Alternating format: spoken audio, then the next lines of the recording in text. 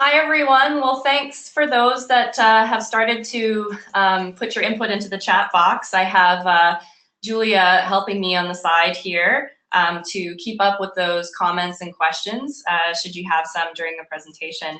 So we're looking at the time here. It's 12 o'clock, and so we want to make sure that we start. So that's exactly what we'll do. So I wanted to welcome you all to the webinar. Thank you so much for taking time out of your day to join us. I'm Teresa Fresco, and I'll be your host for the session. I'm with the Fraser Basin Council here in Vancouver, British Columbia, and am also the new program manager for SalmonSafe BC's Urban Development Program. Our webinar today is an introduction to the Salmon-Safe Certification for Urban Development, and we're aiming to achieve 3 objectives. We want to provide you with an overview of the Salmon-Safe program in general, its history, benefits, and successes. We want to share experiences from Salmon-Safe champions, and we have representatives from Vulcan Real Estate and YVR Airport, and I will be introducing them shortly. And thirdly, we want to give you an opportunity to ask questions and get more information about the Salmon-Safe Assessment and Certification Program. So to set the stage for our session, I did want to give you a really quick overview of the Salmon-Safe program.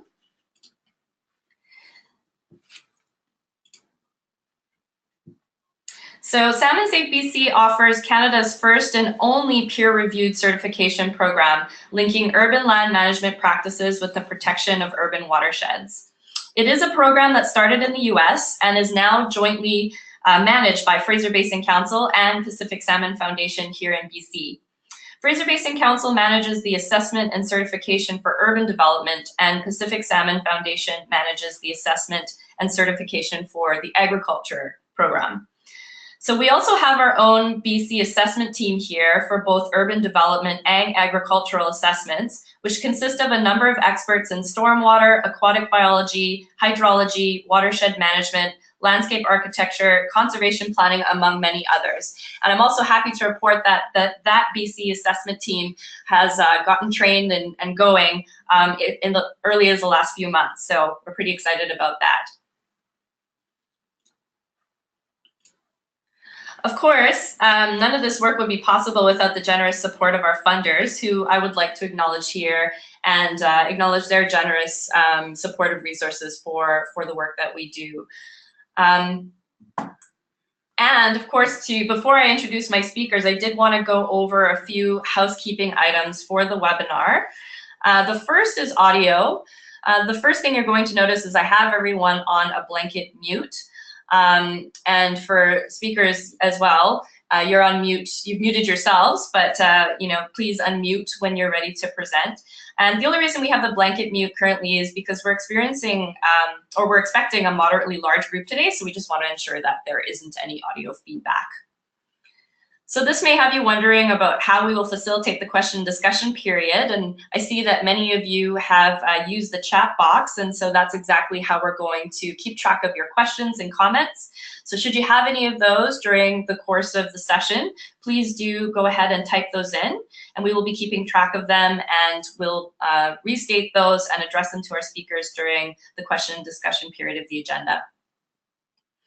And of course, if you haven't had the opportunity already, please do introduce yourself in the chat box and say where you're joining us from, your name and your organization or affiliation, just so we can see who's in the room. So with that, I did want to introduce our first 2 speakers, Anna Hattel and Ellen Southard. Anna is the SalmonSafe US Certification Manager.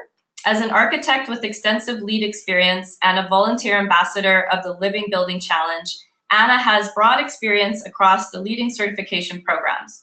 Prior to joining SalmonSafe, Anna led design teams in developing strategies for lead certification with a focus on engineering-related tactics.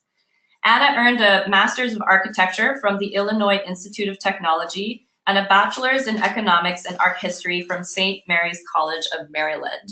So welcome, Anna. And I also wanted to introduce Ellen Southard, who leads SalmonSafe's urban outreach around Puget Sound in collaboration with Stewardship Partners. After serving as a SalmonSafe volunteer for 3 years, Ellen joined SalmonSafe Puget Sound to guide community outreach and develop programs with local jurisdictions and municipalities. With SalmonSafe, she is managing a pilot program for Vulcan Real Estate creating the first watershed-focused developer accreditation in the country, and has worked on 2 living buildings. In 2016, Ellen was also named Sustainable Seattle's Community Hero. So please join me in welcoming Anna and Ellen. Hello, everybody. All right, I'll just wait one moment to share my screen here. Yeah. All right, are you able to see my PowerPoint? Yes, we do. All right, excellent. Well, thank you all for joining this group today. It's a pleasure to be talking with you over the web. I wanted to provide some context for SalmonSafe, just introducing the program and the history of where everything started with the certification. We were founded by an organization called Pacific Rivers that is based in Oregon. And it started as a program, and we've since spun off and become our own independent environmental nonprofit and have become a leading regional eco-label. We are one of the only of our kind, and we're quite proud of that. And also, really unique in that we're based on the biological needs of salmon as opposed to being based on peer-reviewed standards and having a more subjective look at a site. We work through a network of other organizations, including Fraser Basin Council and the Pacific Salmon Foundation in BC, and a number of other certification partners who overlay SalmonSafe with their certifications, as well as place-based organizations like Stewardship Partners that you see shown on the map here. So we like to say that we work across Cascadia in the entire range of Pacific salmon, and we've been working most recently in Alaska, and then we work all the way down into Northern California, south of the border for you all. The idea of introducing SalmonSafe started on the agricultural side and trying to find a market-based program to incentivize farmers to go beyond regulation and protecting their watersheds with a particular focus on pesticide inputs, irrigation, and erosion management. And we have since, in the last dozen years or so, taken that program and interpreted it into an urban context, understanding that so much of watershed impacts come from our urban lands, particularly what are currently impervious surfaces, and all of the inputs from stormwater and our automotive traffic, and thinking about impacts that happen during construction of urban sites as well. So as I mentioned, we've started in the agricultural sector, but we have programs that certify a myriad of landscape types, including parks and natural areas, as well as municipal operations, and then urban development, which of course is the focus of the conversation today. We also look at golf courses, which may seem like a challenge to many, given the aesthetic requirements of a golf course. We also have programs for infrastructure, which you'll be hearing about a bit from Brendon and our work with YVR. And then we also have an accreditation program for construction phase pollution prevention or construction management. In terms of our urban certification program, we look at 5 key areas when evaluating a development, and this could be a single site or it could be something at a neighborhood scale, at a neighborhood development, if you will. So we look at stormwater management. We find that to be a high priority in our urban landscapes. We're also interested in water use management and looking only at the exterior water use, so that's typically just irrigation. We're also interested in erosion prevention and sediment control. Sometimes that is more of a focus during construction as opposed to post-development. And then looking at other inputs like pesticide reduction and landscape maintenance so that water quality is protected. And we're also quite interested in enhancing ecological function in our urban landscapes and seeing how we can help reconnect things like pollinator pathways and help an entire ecosystem that has an ultimate impact on aquatic life.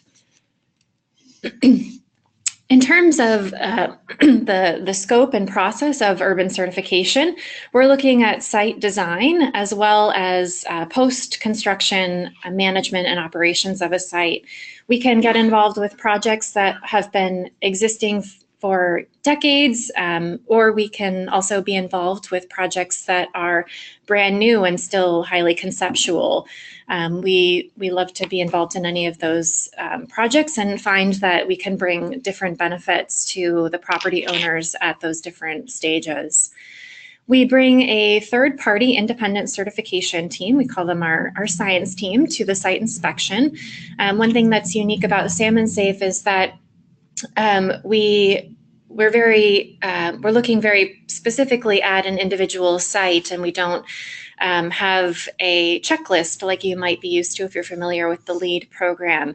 We're looking specifically at the unique characteristics and properties of a given site, and then applying SalmonSafe standards to the site based on what's observed and what's known to be characteristic of a given site. Our standards are peer reviewed by the science and other academic community, but they are, as I mentioned in the beginning, based on the biological needs of Pacific salmon. In terms of the SalmonSafe assessment process, we have what's called a pre-assessment meeting and can provide preparation support. In the case of new developments, that often involves a desktop review of the design drawings and issuing a memo that describes any recommendations for that for the development to be further in alignment with SalmonSafe standards, and also outlines kudos or areas where the project is already in sync with the SalmonSafe standards. Following that desktop review, we would have our comprehensive site assessment, and that's when our science team would be out with boots on the ground with the development team, the design team, to look at the site and understand how the design would be put into place. And following that assessment, there would be a certification report that identifies the team's findings and recommendations that would be issued to the development team.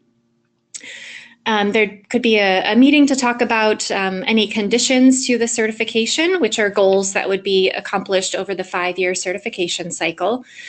And then there would be a certification letter that's issued that the landowner would sign off on, committing to make progress on those conditions during that certification cycle. And then comes the happy part of really celebrating and publicly recognizing the achievement of certification through a campaign and public relations outreach efforts. And then on an ongoing basis, there's annual review of project activity. So checking in on a yearly basis to see how things are going with the conditions and if there has been any substantial changes on the site over the course of each year. We'll learn about that as well. So it's a very hands-on and personal certification experience. Just to touch briefly on how SalmonSafe defines sustainable stormwater in an urban context, I wanted to, at a high level, talk about our standards as they relate to stormwater. So we often are looking at, management of stormwater on site. So that could mean dispersing and infiltrating through low input design measures. The picture on the right here is from a project in the south waterfront of Portland, Oregon, showing a pretty extensive rain garden that was treating stormwater on site and filtering it before it dispersed into the adjacent river. And then we're also looking at designing the site to reduce stormwater runoff. So if there does need to be stormwater runoff that can't be managed on site, looking at how perhaps that stormwater could be still treated before dispersion, or could be slowed so that there isn't that runoff during a peak discharge time during a heavy storm. As an example of some of these principles in practice, this is an image of a development in Oregon called Pringle Creek Community that is SalmonSafe certified, and it's just really telling. This picture on the bottom, you can see where the community's permeable streetway meets the city right-of-way roadway, and where there's just water ponding, and just the dramatic difference between a salmon-safe approach and a more conventional approach to stormwater management, or lack thereof, if you will. Salmon safe also means clean water for salmon. So we're managing our sites, the landscape on our sites, as well as the impervious surfaces with an ongoing commitment to low input landscaping so that there aren't a lot of pesticides, herbicides, and fertilizers applied that are then going to just run off into the stormwater during a heavy rain event. We also encourage, where there is landscaping, to do habitat restoration that can help filter contaminants and then also provide that urban ecological benefit that I talked about earlier. And making water conservation a priority is also part of our standards. So again, we're talking about exterior water use, but we certainly encourage potable water reductions in all regards. And so limiting water demand through things like selecting native and adapted plant species that are going to be more hardy and not necessarily require that irrigation usage. And then installing rainwater harvesting systems that provide a triple bottom line benefit by capturing that water before it can become contaminated by site pollutants, reducing peak stormwater runoff by capturing it in something like a cistern that's pictured here, and then also reducing potable water demand by reusing that rainwater to do things on the outside like water plants, or perhaps on the inside of a building to flush toilets, and any number of uses in between those. SalmonSafe fits into the landscape of other certification programs by really filling a niche on in ecology. So we're trying to elevate ecology and sustainability, and we're highly complementary to other new urban development programs like LEAD. We see ourselves as going above and beyond and picking up where those programs lead off, particularly with relation to, as I mentioned, ecology and urban habitat. And we've seen some market leaders recognize the benefits of SalmonSafe and adopt certification. Nike is one big example. Their world headquarters campus outside of Portland, Oregon, has been certified for over a dozen years. And they developed this really wonderful ad campaign saying, thanks to Nike, they'll run a clean race with our salmon racing and clean waters. Another example closer to Portland is the Oregon Convention Center, which has been SalmonSafe certified for over 10 years and will be going through reassessment this summer. So they've been making incremental improvements over time. This is an example of an existing site that has been increasingly addressing and treating stormwater on site. So believe it or not, this photo here is on a corner of the convention center's property where they have this just amazing, impressive rain garden that is treating about half of the convention center's roof runoff, and another 25% or so of the roof's runoff is being treated in another area. So it also just becomes this gorgeous urban amenity for pedestrians and for folks that are attending events at the convention center to have kind of a natural experience after perhaps being among thousands of people inside a building for a day.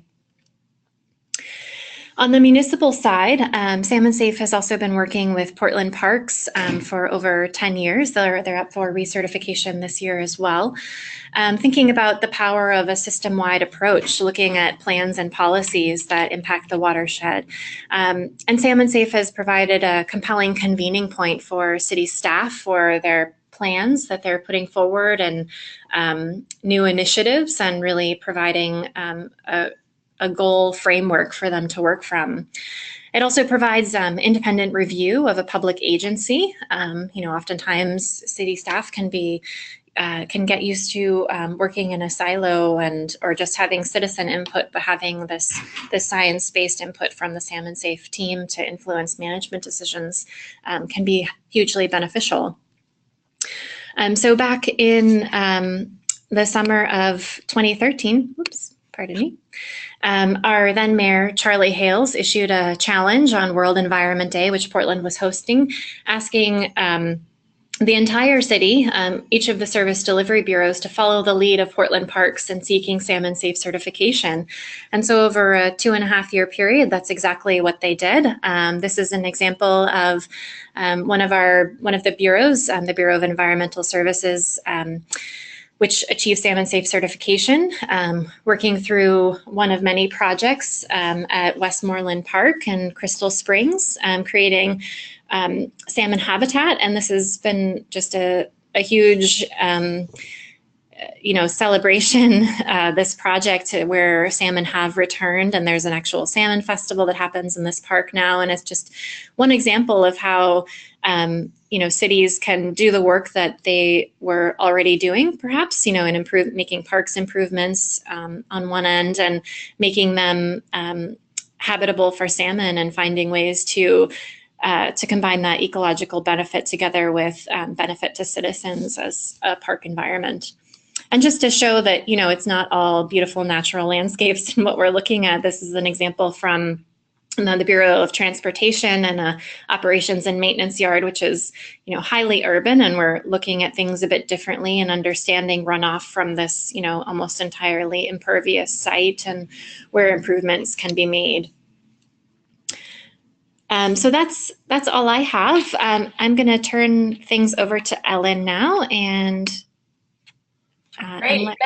Thanks, Anna. So just a little bit of a heads up, we are running a little bit over time. So I just wanted to encourage our remaining speakers to try to keep things, if you can, a little bit more brief, and we'll hopefully be able to catch up just to leave some time for Q&A. And so take it away, Ellen. Thanks so much. Okay, thank you. And I'll try to do some rapid fire here. And thank you all for listening to us today. So at SalmonSafe, we do work with leaders, both regional and global. You're going to hear from Vulcan after me, but just wanted to point out some areas where we can contribute to some bigger pictures. Is REI and Nike. Although we've done individual sites with them to date, both REI and Nike are looking at SalmonSafe as a convening platform for everywhere they operate, and Nike's in over 40 countries. And I think it's a great example too, where although retailers do a lot of communication, they are also a bottom line driven business model similar to land development, and these organizations have chosen us as their guidance tool for operations and maintenance. Anna and I are actually at the City of Shoreline today, but the City of Shoreline is a great example where they added SalmonSafe to their codes for extra floor area ratio, and now are implementing SalmonSafe, leading by example across the board in all their divisions of operations and service bureaus. And that is, again, a way to be cost effective and also consistent in how you maintain and operate your sites.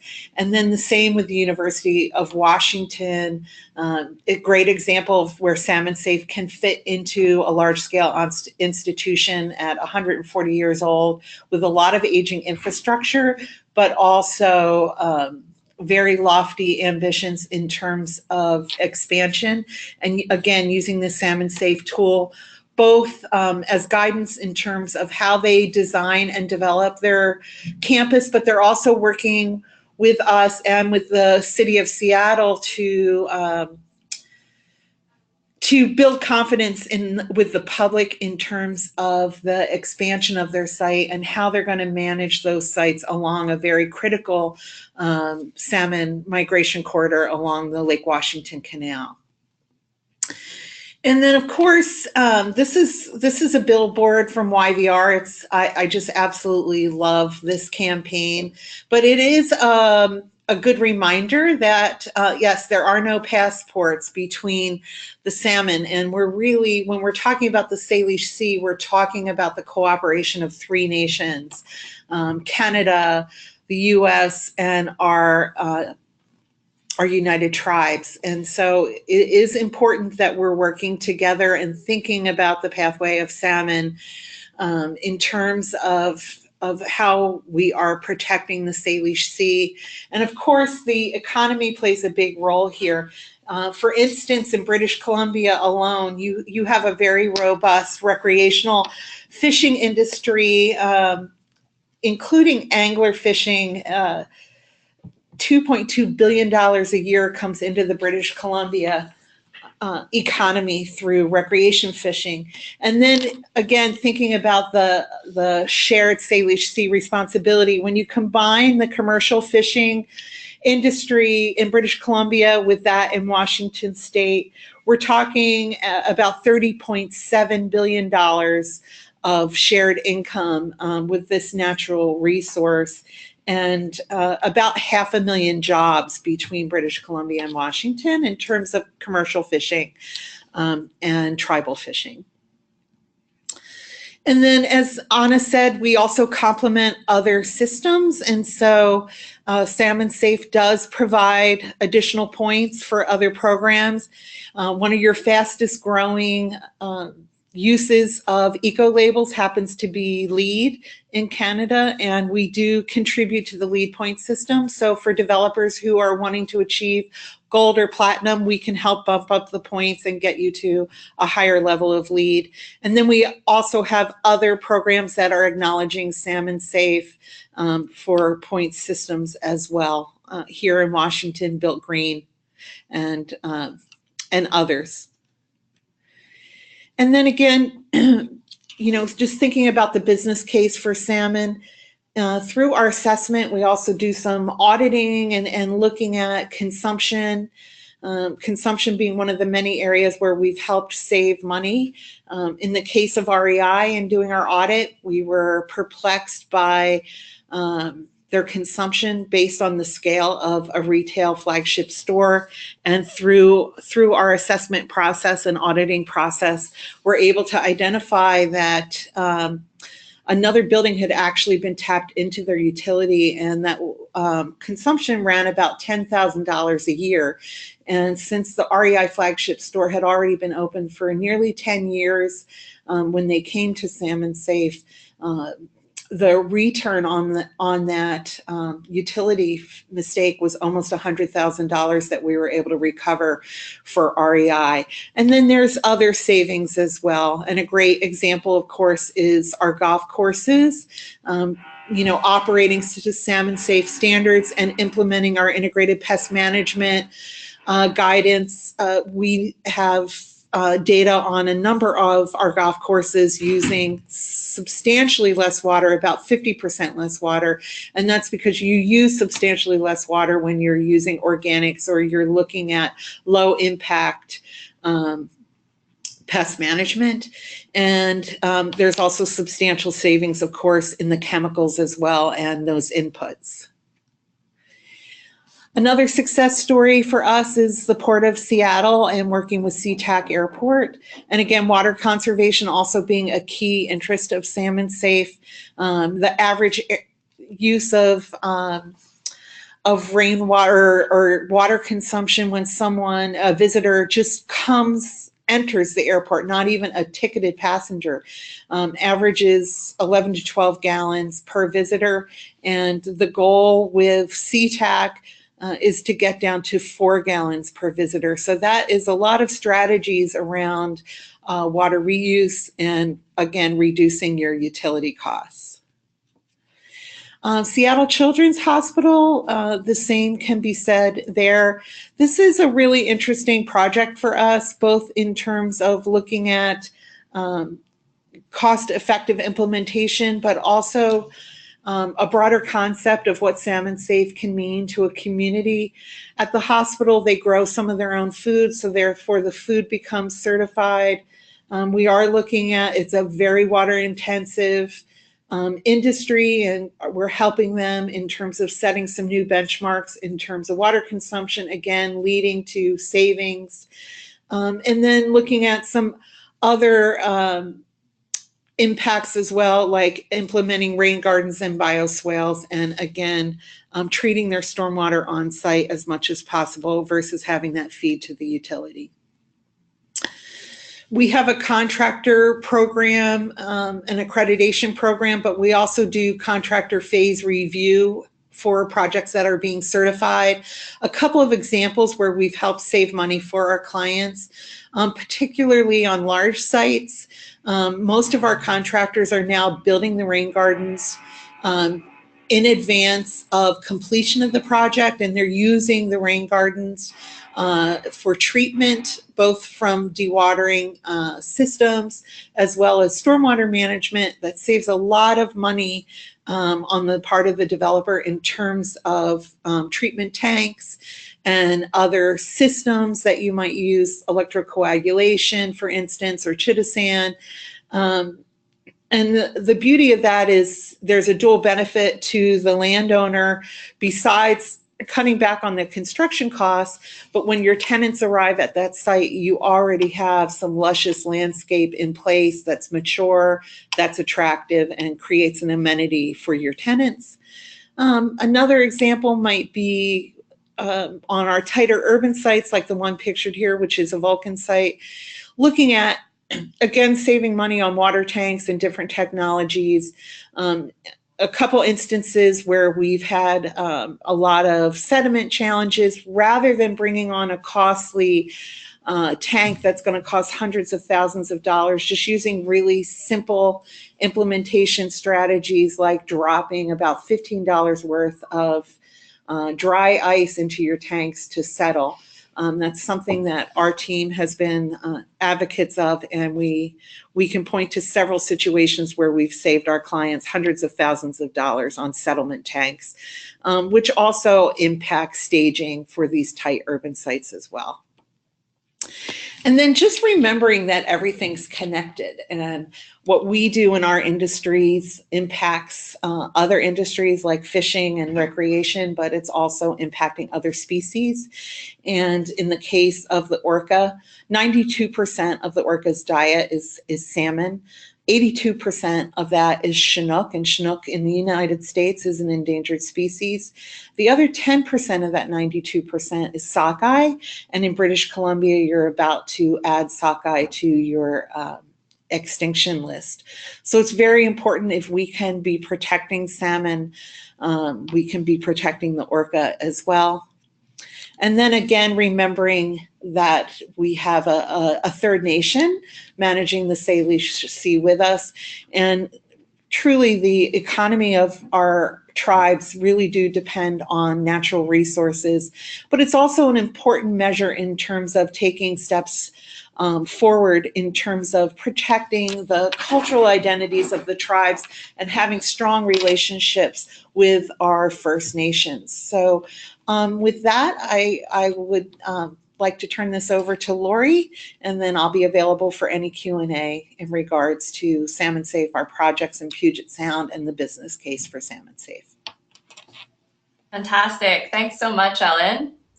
So I wanted to just switch our presenter here.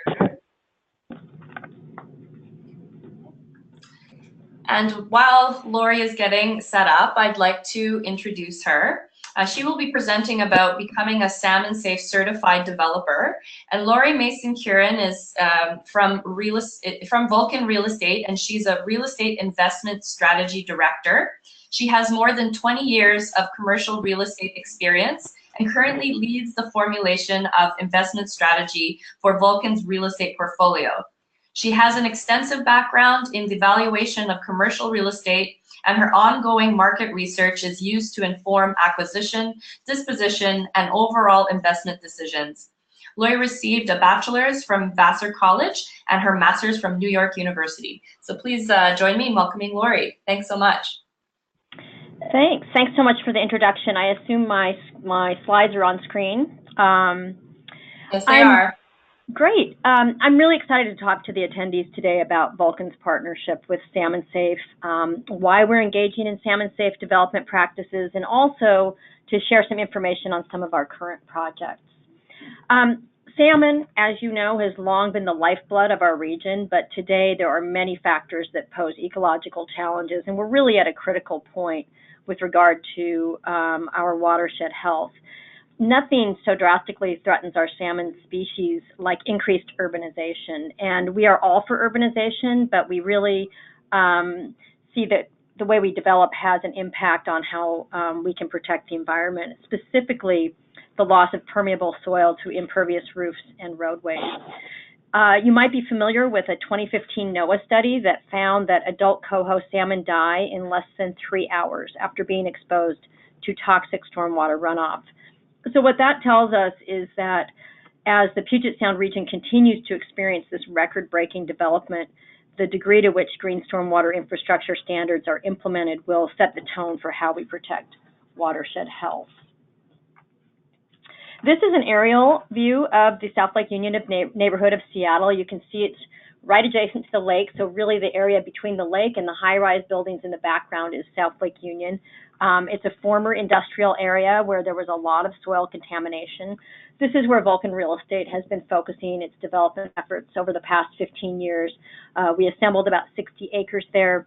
The neighborhood has seen the development of about 15 million square feet since 2004, and about 8 million square feet of that is Vulcan projects either completed or under construction. The great amount of construction here has really afforded the opportunity to make a real positive impact on the environment through environmental remediation and green building practices, and of course our SalmonSafe strategies. Given that much of Vulcan's development work has clustered around Lake Union, which is part of the region's new salmon migration corridor, we were seeking a certification that could play a complementary role to LEED with an emphasis on sustainable stormwater management practices. Our mission-oriented nature and our push to protect the environment really proved to be a perfect fit with SalmonSafe, and specifically our focus on urban development and elevating environmental performance through design, construction, and ongoing operations. So it feels really good to know that we're working together to improve the salmon habitat.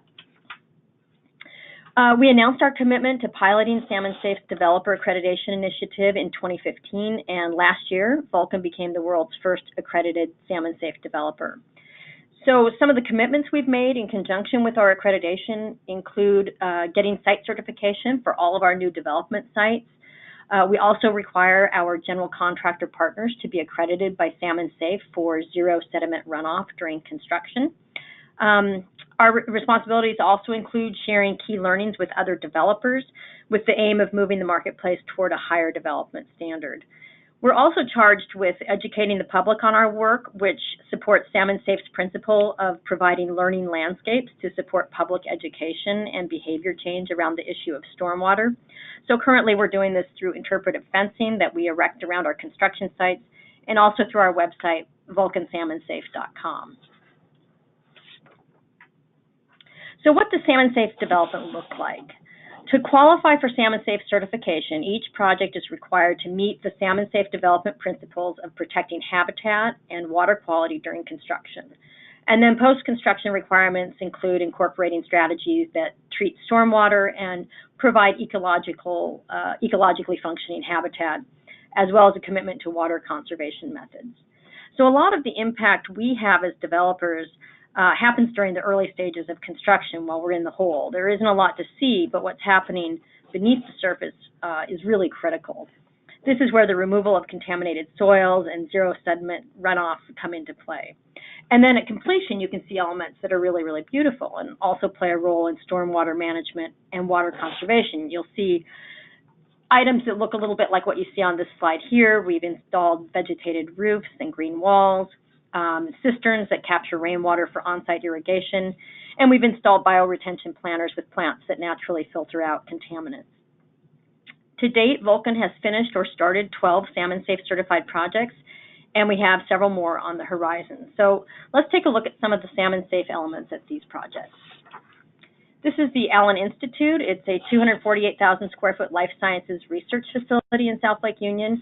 Now, the science going on inside precluded us from using some of the strategies we might implement at other projects, particularly around the use of recycled water. But we did install a cistern in the garage for rainwater harvesting.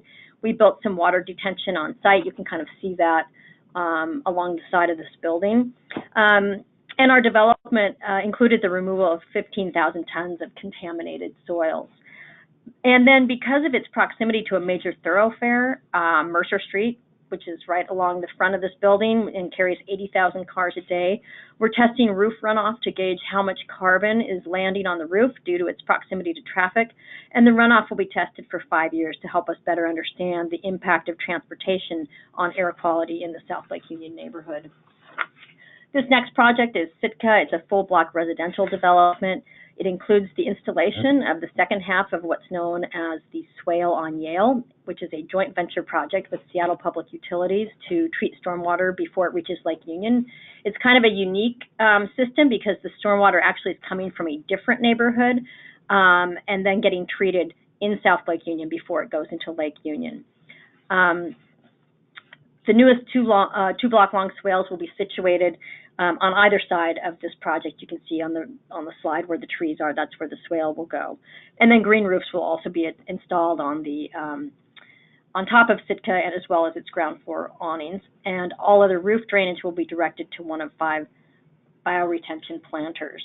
The first half of the swale on Yale was completed in 2013, immediately north of the Sitka apartment site. And together, the 4 swales will treat stormwater and filter out more than 90% of contaminants before they're sent to Lake Union. The system as a whole is designed to treat about 190 million gallons of stormwater annually. This is Batik. Batik is not in South Lake Union, but in a different neighborhood where runoff goes into the Elliott Bay watershed. Elliott Bay is the migratory route into Puget Sound, and therefore all 7 Pacific salmon species are evident at some point in the year in Elliott Bay. This project has bioretention planters, vegetated roofs, and water-efficient irrigation. Its stormwater management features include street-side planters for rain collection, and stormwater from about 80% of the project surface area will be treated on site through the use of vegetated bioretention structures. Back in Lake Union, we're building out 2 full blocks, totaling more than 4 acres with 600,000 square feet of offices for Google, and this also has residential units up on top. The project is designed so that runoff from the multi-site campus will travel through 1 or more elements of green stormwater infrastructure through bioretention planters before being piped into a below-grade detention vault, and then it'll get released into the combined sewer system. Several design features will result in the minimization of the use of potable water, including a cistern in one of the parking garages for on-site irrigation, and a plant and tree palette biased toward native and drought-tolerant species. The Arbor Blocks, soon to be the home of 2 new office buildings for Facebook, features a pedestrian-friendly WUNRF between the 2 buildings along 8th Avenue. The design of the WUNRF is really meant to discourage cars, so even though they're allowed, you know, there's a lot of planting areas and seating and all kinds of things that make it not really someplace a car would want to drive. The really neat thing about the WUNRF is it has these different planting areas, about a dozen of them, ranging in size from 100 square feet to 2,000 square feet, with drought-resistant plants and also plants that can clean contaminants from runoff. And then the Jackson Apartments. This is a large site again, almost 4 acres. It was previously an asphalt paved parking lot, so you can just imagine the kind of runoff that was coming from that, all untreated. 36% of the site area is open space, including a 60-foot wide pollinator habitat running the length of the block. And then the project will be able to treat 90% of the stormwater generated on site. As a developer, we're really proud to play a part in watershed health, and as a leader in sustainability, we are urging other developers and municipalities to consider the benefits of incorporating SalmonSafe principles into their projects and design guidelines. This is a picture of me and Dan Kent from SalmonSafe, along with Sal the Salmon, at a recent urban watershed tour. SalmonSafe has just been a really great partner to Vulcan, and we look forward to working together for many years to come to improve the quality of Puget Sound through responsible and ecologically mindful development practices. Thank you so much. Great, thanks so much, Lori. So I wanted to pass it on now to Brendon McBain. And Brendon, I'm just gonna get you set up here. So while that's loading, I wanted to introduce Brendon. He will be presenting about the first SalmonSafe certified airport, which is YVR. And Brendon is an environmental analyst with the Vancouver Airport Authority, and he has a background in environmental consulting within transportation, resource development sectors. Brendon was a key member of the team which helped YVR become the first airport to become SalmonSafe certified. Brendon started working with salmon at a young age, helping his dad, who worked for the Department of Fisheries and Oceans, to build habitat enhancement. And so with that, I'd like to welcome Brendon. And one note before starting, Brendon, I'm just mindful of the time. I'm just wondering if we can maybe try to keep your presentation to 12:50 or 12:51. Would that be possible? Sure. Just to leave some times for Q&A. Yep, and I just want to do a sound check. You can hear me and see my screen okay? I sure can. Thanks so much. Okay, thank you. Okay, thank you for having me. So I'll just dive right into it. Let's just make it go here. Here we go.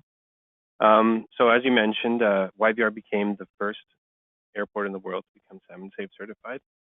And we're just coming up on our 2-year anniversary in a few months. And we were followed shortly after by Seattle-Tacoma International Airport, our neighbors to the south. And both of us were certified under the infrastructure standards, which you mentioned earlier. I just wanted to point that out. And we've got a great picture here, great aerial. And as you can see, we're located at the mouth of the Fraser River, one of the most prolific salmon rivers in British Columbia.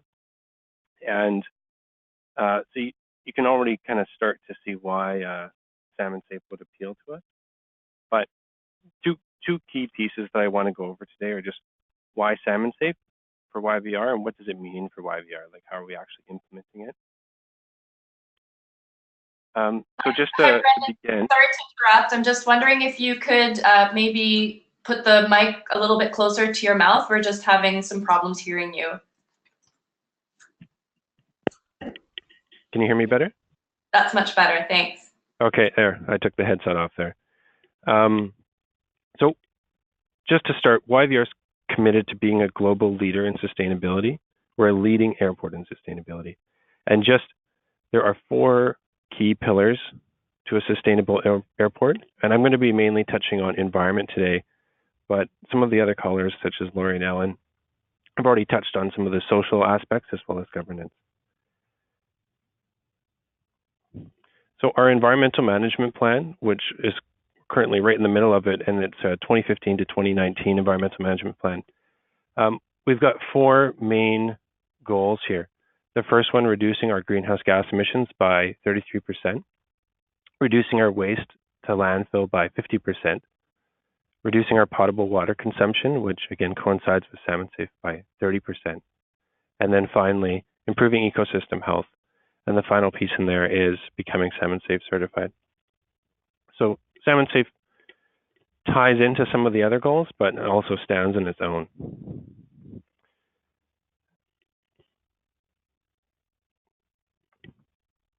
SalmonSafe is a coalescing mechanism to advance continuous improvement in water quality protection, water conservation, reducing and eliminating harmful pesticides and chemicals, as well as incentivizing low maintenance and native landscaping and habitat improvements around the airport. And finally, it helps us work on our integrated stormwater management. Sorry for my voice, I'm coming down with a little bit of a cold here. So there's 7 components to SalmonSafe within the infrastructure program at least. And to help frame that, I'm going to go over a couple of examples for SalmonSafe and YVR. So up on the screen, I've got several components that interact specifically between SalmonSafe and YVR. One of the key ones I'd like to go over is one of our programs, or one of our Airfield Management and Habitat management programs. We have one of the most advanced ones in the world. We do everything from manage the length of grass at different levels across this entire airport. Areas closer to the runway, we keep very, very short to discourage habitat of potential rodents and such, so that raptors and eagles and such would stay away from the runway. And this also helps eliminate the use of chemicals in terms of killing some of the habitat. So we essentially almost used no pesticides at the airport. And this was also helped by SalmonSafe with kind of coalescing our integrated pest management plan together. One other project that I wanted to just touch on briefly was a new parking lot that we're developing. We're just in the final stages of putting it together, and this is a photo taken from last week, actually. It's a 20-hectare parking lot, and we have over 14,000 cubic or square meters of water filtering landscape through bioswales and also some other landscape areas. These bioswales will accommodate over 4,500 cubic meters of stormwater. That's two Olympic-sized, excuse me, two Olympic-sized swimming pools. And based on the modeling that we've done, the discharge from this facility will be less than an undeveloped site. So we've really gone above and beyond in terms of stormwater management for this large parking lot site. We're going to be planting drought-tolerant landscapings here. We expect to save about 41 homes annually in terms of potable water that would have been used for landscaping on this site. And we've also got over 50 trees that have been relocated from other sites around the airport to this site rather than being taken away during development of other sites. So I just wanted to show, just to close off quickly, I just wanted to show one of kind of the neat photos during the tree relocation that we had. And just to wrap it up, to save time here, that's all the information I have for you today. But if there's any specific questions that anyone had, I'd be happy to dive into it. Great. Thanks so much, Brendon. Yeah, So, sorry for my voice there. I'm really falling apart. Sorry? Oh, just apologies for my sick voice. That's okay. I'm really hoping you'll feel better soon. It has been going around, so thanks so much for hanging in there. So a big thank you to our speakers. I wanted to move in, just being mindful of time. I wanted to move right into the audience questions. Julia and I have been able to get 3 of them from our participants. And the first one is from Thomas Varley. And Thomas asks, how are filtration systems implemented for landscaping urban development with regards to treating water discharge before it re-enters the watershed? And so perhaps Anna and Ellen, this would be a good question for both of you, since you're quite familiar with the technical process for Salmon-Safe certification. Well, I think it really depends on codes and zones. In the case of our work with Vulcan at South Lake Union, unfortunately, the codes preclude some of the on-site filtration, but what we're doing is treating in tanks or in biocells. In the case of the project in Gessler Terrace, there is opportunities there for on-site infiltration, and so again, it's being treated through rain gardens, bioretention, and I think we do have a few cells at those projects as well. Yeah, and just to tag on to what Ellen mentioned, I think that that distinction between sites where infiltration is feasible versus not feasible, either due to soil characteristics or prior contamination. I think that oftentimes in an ultra-urban setting, bioretention is a good option where you can have something that perhaps is deep, but not taking up a huge footprint on the site, so that you're really maximizing the building area it's needed there. And then in the case of a non-infiltrating site, it may just be that that it's a non-infiltrating, that it's a lined bioretention cell that then is providing that treatment through the vegetated material, but then ultimately dispersing to a pipe or to an outfall. Great, thanks so much. Second question we have is from Jenna Butchko, and she asks, how does SalmonSafe compare to or plug in with the Sustainable Sites Initiative? And Anna, I'll let you tackle this one, as I know you have quite a robust understanding, but Ellen, please also chime in if you see fit. Sure, yeah, so the SITES program is from the same organization that created LEAD, and so there's a lot of overlap in terms of the strategies that might be applied there.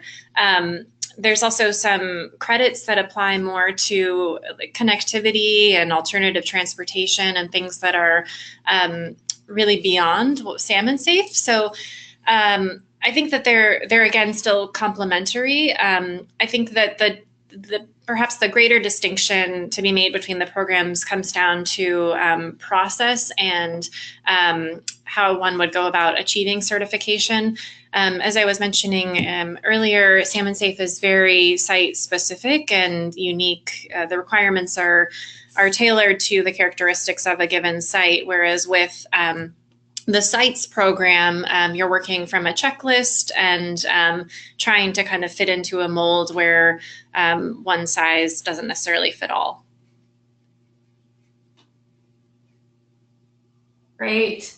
Ellen, I didn't know if you had anything to add there. Not really, other than I would say there's a big difference between performance-based systems and checkpoint systems, and Brendon's work at YVR is a good example where some of the human safety concerns of airport compliance might be contradictory to habitat creation and restoration. And so what we did with both airports is overlaid what the aviation requirements are with the standard, and that's how you get to the performance goals, versus a checklist where you might not qualify if you can't meet that point system. Great, thanks, Ellen. And our third question comes from Christine Metler. Hello, Christine, good to see you on the line. She asks, has SalmonSafe been able to discern tangible improvements in salmon well-being, for example, spawning, near certified sites? So I'll open this one up to all speakers. With this experience, both the representatives who have certified sites, but also, of course, Anna and Ellen. Yeah, Ellen and I can get the conversation started. It's a question that we get a lot, as an organization called SalmonSafe, how many salmon have you saved? And, we wish that we could provide a metric for that for each of our sites. It, of course, is a very complex question since there's so many inputs that affect waterways that are outside of our control.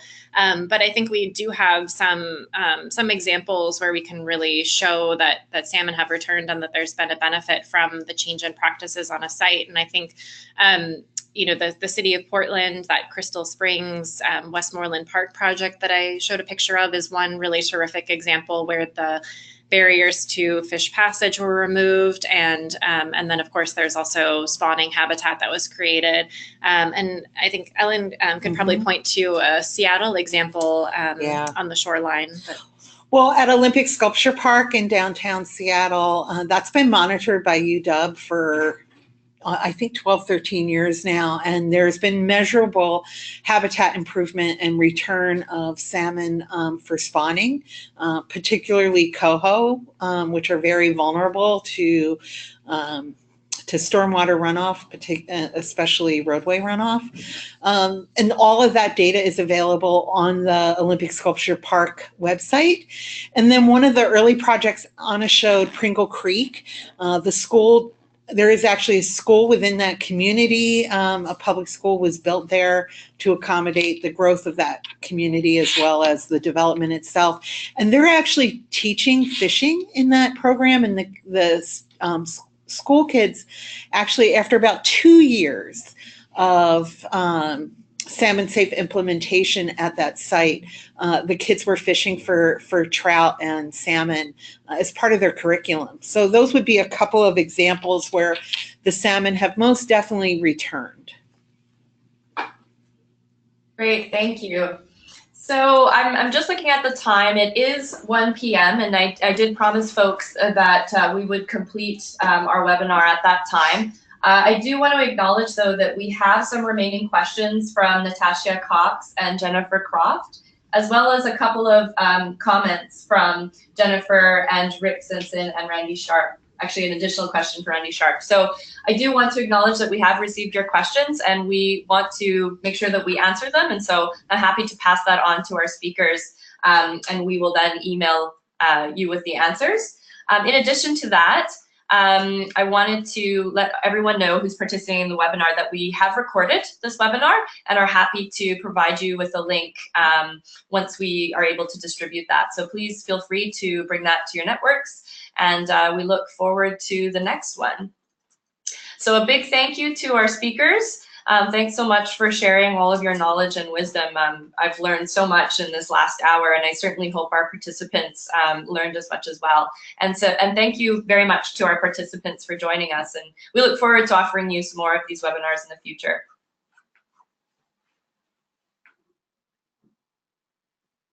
Thank you so much. Thanks, everyone. Thank you.